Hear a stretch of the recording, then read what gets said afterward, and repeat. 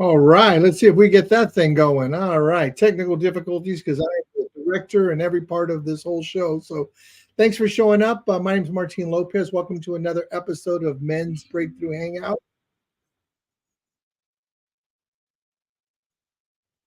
That is my Instagram. So there's a new way to go on Instagram. So you got to hear me twice. So today's podcast is called "Igniting Passion: The Art of Sensual Conversations in Marriage."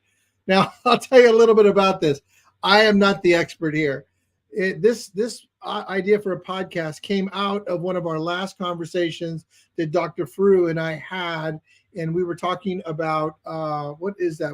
We had a podcast a little while ago, and it was called Relationship Challenges, and we were talking about the guarded self, and then we were talking about how sensuality works in relationships. So that's what we're doing. That's what we're going to talk about. I kind of wrote a little intro for it, so let me jump on that. So if you're looking to reignite the spark in your relationships and deepen your connection with your spouse, you're in the right place.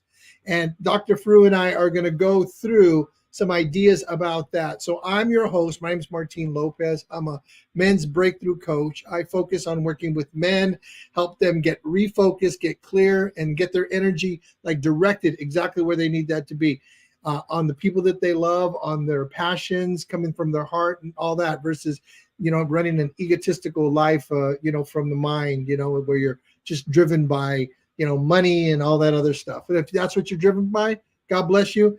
That's not what we're about, but we can help you with that as well. So whatever you need. So today's our podcast, and especially today's podcast, is tailored specifically for men. Now, whether you're divorced, you're married, you're separated, you're single, you're young, you're old, our focus is on men and the stuff that we go through as men. So this episode is called Igniting Passion: The Art of Sensual Conversations in Marriage.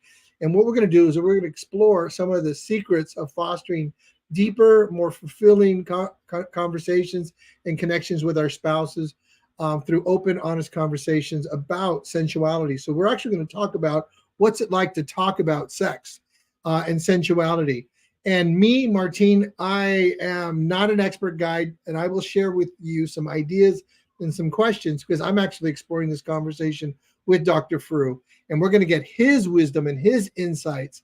And so let's just go ahead and bring him on in here. Dr. Frueh, how you doing? I'm doing very well, Martin. It's good to see you in this brand new 2024 year. I'm very grateful to be in it and not out of it. So at this time of life, I'm grateful to wake up in the morning. And so the new year is here. The solstice is past. We're looking forward to the light of spring, to new growth, to new energies, to the sun shining on us. And that gives us a fearless way to approach what is usually most difficult for us. Martin and I are not very drawn to easy conversations, as he said. We're drawn to conversations that we both have trouble with. And that's probably, you want to say, what do you listen to this for? Well, what we want to do is share the conversations that we have trouble with so that you can get maybe more comfortable with challenging conversations in your own life. Absolutely. And our goal is to keep the podcast under about 30 minutes or so, right around 30, maybe 35. Yeah. So that's our goal. So, hang out with us, come back, listen, invite friends, like, share, do all that fun stuff. Comment below. We'll reach out to you. If you want to connect with us, we'll give you some information how to connect with us as well. So around preconceived ideas, like she thought I wanted this, or I thought she wanted this, or she should want this, or I think this is cool, so you should like it. That whole kind of crazy nut thing that we that happens to us in I guess that happens to us in marriage, right? So what are your thoughts about that? Well, it's I love this, because I've lived a long life, and I've stopped at a few bus stops in my life. And years ago, I had a client. This is a quick story, everybody, but you'll like this story. I had a client who was a banker, very controlled, very tight man, and didn't want to talk about, but his life was a mess, and he needed to talk about stuff. So years, and one day he came in, he said, Dr. Frueh, I had a dream last night. Do you want to hear it? I said, sure. He said, I dreamt I was, he was 38 years old. He had never dated anybody. And in working for about a year and a half with me, he started to have dates, which was like big deal for him. Wow, yeah. He had a woman he was dating for about 4 or 5 months. And he says, the dream was, we'll call her Martha. The dream was, I dreamt of Martha and we were arguing about something. And so I stabbed her to death. I said, you stabbed her to death? Yeah. I said, wait a minute. How did you stab her? Now, everybody will have an image of stabbing somebody. My image was like this. Yeah. He got up and he literally took a ballet pose like a fencer and did that with the sword, kind of leaped forward, okay? Impaled her on his sword. Oh, Lord. So out of that, I called my therapist, Dan Rostein, who was a wonderful therapist at the time. And I said, Dan, I want to do a weekend workshop for men. I want you there because I want the men, their ticket, in addition to what they're going to pay for it, their ticket will be they have to bring a dream. And then I'm calling Ricardo Morrison up in Santa Barbara, who was a professional dancer. And I called Ricardo and I said, Ricardo, I want you to be at this workshop. Can you do it? He said, yeah, what do you want to do? I said, I want you there. I want Dan there. I want the men there to sign up for this workshop and bring a dream. And then, Ricardo, I want you to dance out each of those dreams. Act them out. Whoa. Wow. And he said, what a challenge. How great. And we called it together Dreams, Dance, and Desire. That's what we called the workshop. The three of us. Dreams, dance, and desire. And desire. 25 men signed up. As we got closer, I was kind of naive. I got the place and I paid the deposit.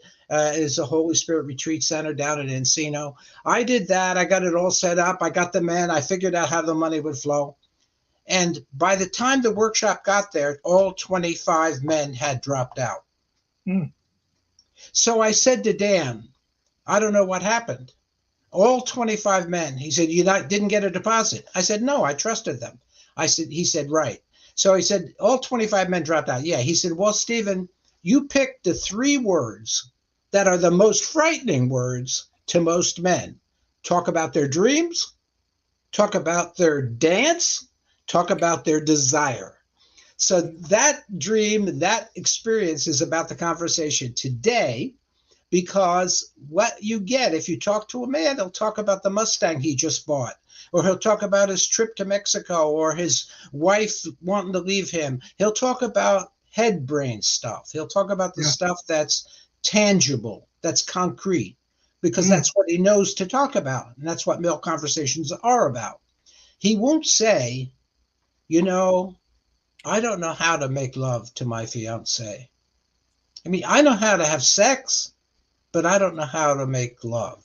Stephen, can you help me with that? How can we talk about that? I'll say, well, I could bring 10 men into the room and all of them would agree with you. So I don't know how to talk about it either. But I'll tell you that the pathway to intimate connection is a very serious, special opportunity for the evolution and development of you as a man. And it is little understood in our culture. So don't shame yourself for it. Yeah. Honor that. I love that. Yeah, that's really great. Wow. I want to go back and I have a question about something you said, which was, why are men's conversation concrete? What do you mean by that? Can we jump into that? Because I think that's a great way to start. Okay. Well, one of the things we do with brain stuff, neocortex, limbic system, the brain stem stuff, to make it simple, we say we got a head brain, a heart brain, and a gut brain. Okay. The head brain is your CEO brain. And from early childhood on, you've been taught to kick it up into the head brain. You've been taught that. You're 5 years old. You have no desire to go to school and sit on a hard wooden bench, but you're made to. And you're made to sit within a few short years in periods of an hour each and listen to the bells when it says you can change and listen to the bell when it says you can go home. You have to process all of that in your head. Don't talk back. That's not a nice thing to say. Nice boys don't talk like that. There's all kinds of instructions to keep you up processing, and we're task driven. We build the George Washington Bridge. We go to war in Vietnam. We create new cures for this or that. It's all head stuff. That the head brain has a language, a lot of language in men. We have them on the phone right now. We can get all kinds of head brain stories. The heart brain, which is second only to the head in terms of neural connections, the heart brain doesn't have much of a language in men, has more of a language in women because they bring children into the world and they're relationship based in lots of ways. But for men, the heart is kind of mute. And so if you say, hey, Martin, what are you feeling right now? He's likely to say, well, I have to go shopping in 20 minutes. No, Martin, I asked you what you were feeling right now. What do you feel about this podcast? Well, I know we're going to do 2 or 3 more, and I'm thinking of this subject and that subject. Martin, I didn't ask you that. I asked you what you are feeling right now talking with Stephen on this podcast. Well, I'm a little tired of sitting. I've had a long day. He'll repeatedly and habitually go back into head talk. He won't go into feeling talk, heart talk. He won't say, Stephen, I think I know more about this than you do. And I've got a strong feeling of, jealousy right now. And I want to be more, I want to drive this podcast more because I have strong feelings about men and their despair and their disappointment because I have my own despair and disappointment. Men don't do that so much. They do more of the task-driven stuff. Yeah. So the heart-brain conversation is not a natural one for us. And that's the conversation that is involved with intimate talk between men and women, between fathers and sons and fathers and daughters, between sons and mothers and sons and fathers. All the heart connections that we have, those are the ones that are in jeopardy right now for us, men. Interesting. Yeah, that's a great take on that. My take on that is that we do have those conversations and we are connected to those emotions when we're little, and then we become what Don Miguel Ruiz talks about, the 4 agreements. We become domesticated, and then we stop talking about those things. Yes. But so we become disconnected from those conversations, but they were part of us at some point. Oh, sure, the natural at youth, yes. Yeah. So it's not as though it's so. That's the thing I want to distinguish is that these conversations we're talking about, when we're talking about emotions or how you feel, it's not that you don't feel a particular way or that you're talking about something concrete or you're talking about sports or you're saying, well, basically what you're saying, right? Because I'm very feeling oriented, so it's hard for me to do the other thing. So, but I notice is that we haven't connected back to that language.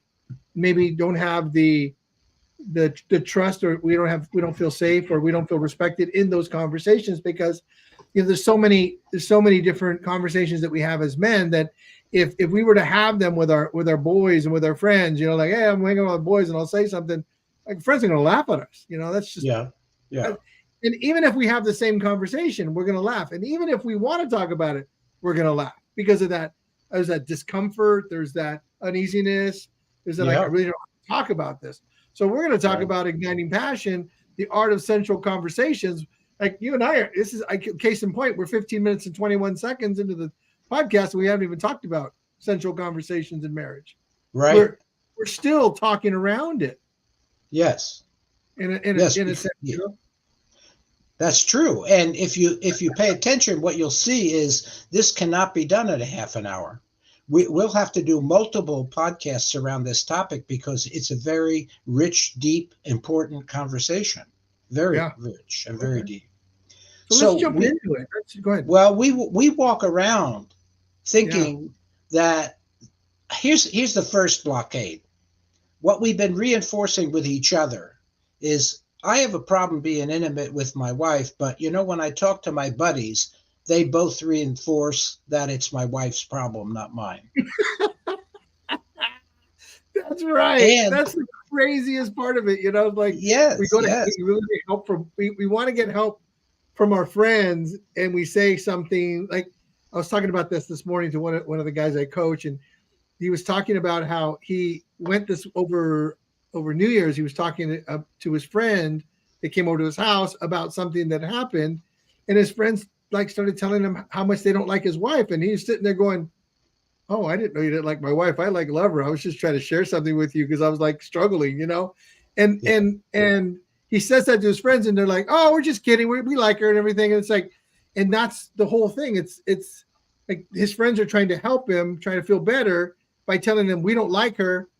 Let's get away from her. But that Yeah. wasn't the point of his whole conversation. But the best way he knew how to talk about his wife was to say what he was upset with her about over the last little while. Yeah, he didn't have the language, heart language to say what he's upset with himself about. That's And it. and That's even harder. it, well, it really is surprising was when your relationship is falling apart and you come to my office. I hear two very different takes from a man and from a woman. I'm Right. talking generalizations. Everybody knows that. It's not. Don't try to get into a courtroom with me on this because I'm not trying to make a scientific theory out of it. But generalization is the woman will sit in my office and she'll say, Stephen, I love Martine, but he doesn't share his feelings with me. He just is always complaining about this or that. I don't make love enough or this or that. But he doesn't share. He comes home, he says, I'm tired. What's for dinner? Or he grabs my ass and says, can we go to bed now? And I don't want my ass grabbed at 40 years old. That was fine with me when I was 18, but it's not fine with me now. And I don't think he really knows how to love me. Mm. And I'm no princess. I don't really know much about love. I didn't have much with my father either, but it seems to me I have a little bit more language than he does. Do you think that's right? And Yeah. I say, well, it's been right in my life. I got 2 divorces under my belt, and it took me 45 years to find my life partner, and I finally found her. We've been together 35 years, 40 years. And so I had to find a woman who wasn't easily steamrolled by me and my intellect and Well, who could let me stand up pause for you real herself. quick. Yeah, Let yeah, me pause you really quick because I think it's really, really important to pause and go into that moment because in that very moment, the man is over here sitting on the couch thinking what? Like I know what I'd be thinking. I'm now getting defensive. I'm going, oh fuck, it's just like I'm now getting disappointed. It's like, why did I come here? It's going to talk about, so now it's going to be about me, what's wrong with me, why I don't do what I do. It's like, man, and I'm now going through my own relationship going, well, I'm just trying. I got a great butt, so I grabbed your butt. It's like, then you told me you like that, now you're telling me you don't like it. And so as a man, we're going through our checklist at the same time that's happening. And that's one of the things that, in my opinion, is tough in therapy is how do you keep both people engaged? How do you keep both people engaged in a conversation where one doesn't feel attacked while the other one's expressing? This person's expressing, but it's not about you.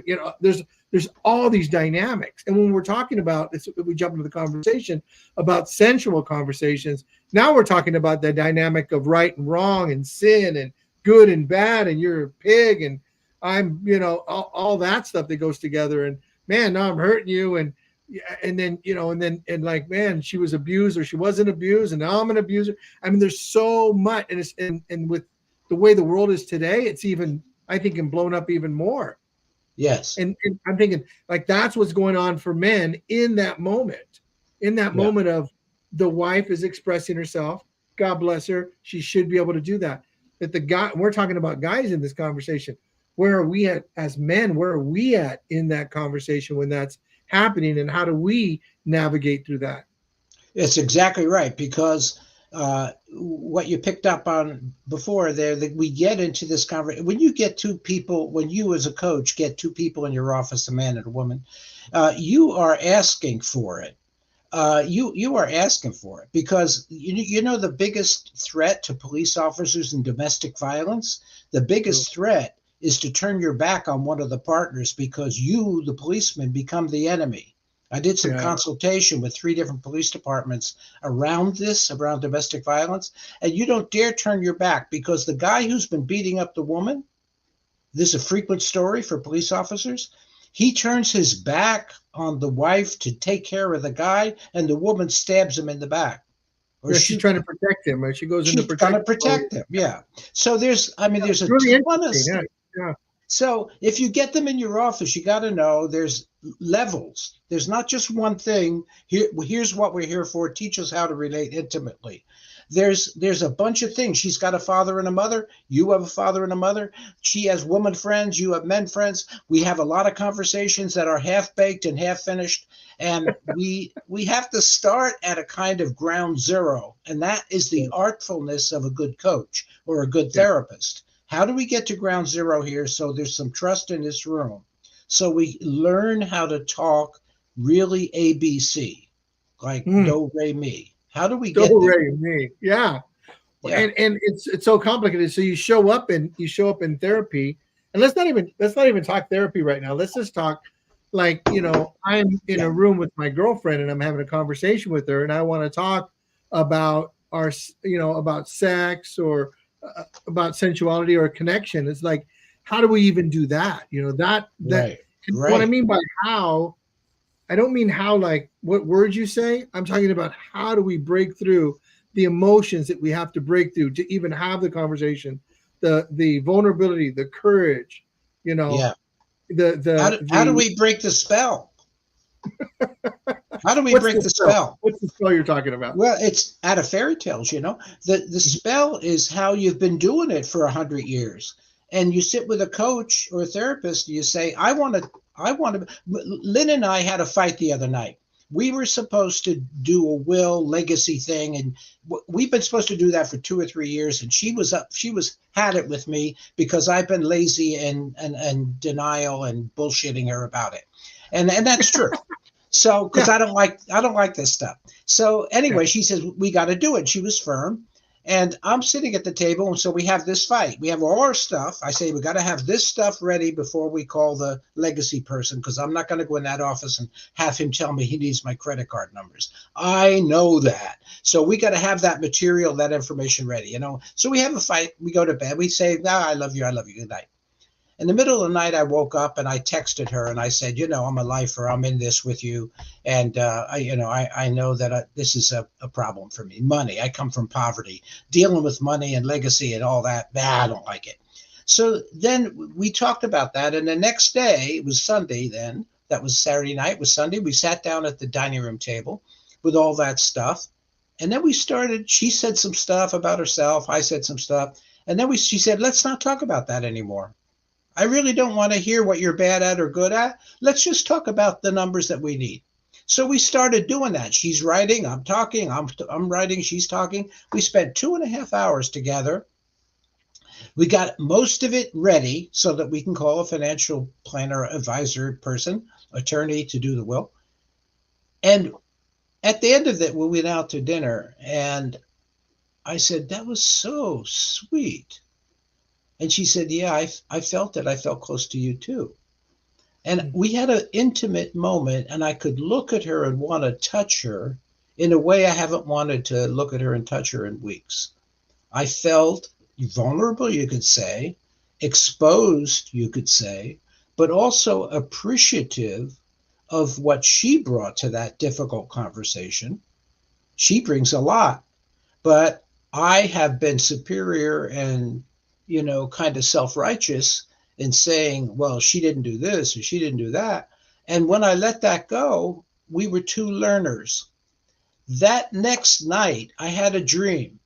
This is about sensuality. I had a dream that I was climbing a very, very, very big pine tree. I mean, huge, kind of like they put at the Capitol. And I got to the top. I had a string of lights in my hand, and I wanted to put one light, our light, on the very top of the tree. And I couldn't find the branch where it was going to fit. And I'm struggling around, and she comes up, climbing up the tree. And now she's not a tree climber, but she was as a little girl. And I said, be sure, hang on one branch with one hand all the way. Don't ever leave go of both hands. You be sure to have one branch in your hand. That was the dream. The dream is, I want her partnership. She wants to partner with. Where does the light go? She's going to help me place the light. And what is the light about? The light is about our connectedness. It's about our love. It's about our choice. It's about our willingness. Yeah. That's what sensuality is about. It's about opening yourself to your partner and getting out of your judgmental superior self and saying, not only who are you, but say, who am I? And I want to, yeah. That's the beginning of the conversation. Ooh, yeah. So okay, great. So what I'm thinking of is where, when you're young, it's all about sex for a guy. It's all about, I want to get laid. And that sex is a connection. That the way that we connect, at least the way that I connected, with girls that I, spend time with in that way was, I wanted to have sex and I felt connected in that. I felt good about myself. Like, yeah, did a good job, that whether I did a good job or not, but always, you feel that way. So you feel good. So it's a self-esteem thing. I feel connected, love and belonging, all that. Very, very cool. So I'm thinking about Maslow's hierarchy. Where am I going with that? Maslow's hierarchy of love and belonging, self-esteem, feel good. And then it starts to change because the relationships start to change because you're not doing it as much. I have people that I work with, and they're like, they force it. They're like, I have to have sex every day before I go to work, or I have to have sex at night, all the time. Right. What does your wife say? She's like, oh, she's tired of me sometimes, and it's like, and then so then there's that consideration. Like, so now, okay, now I'm going to consider how she feels, right? Not that they're jerks or anything, but like, okay, wow, I never thought about that. So yeah, she's like, she doesn't want to have sex with me 6 times a week. Okay, great. So, and it's the other side too, because a lot of women want that, and guys are like, hey, that's a little too much for me, right? So I talk to and hear all dynamics, and it's like, what do we replace it with? That's the thing. Like, so what do we replace this with? This urge that we had when we were kids. I had this urge.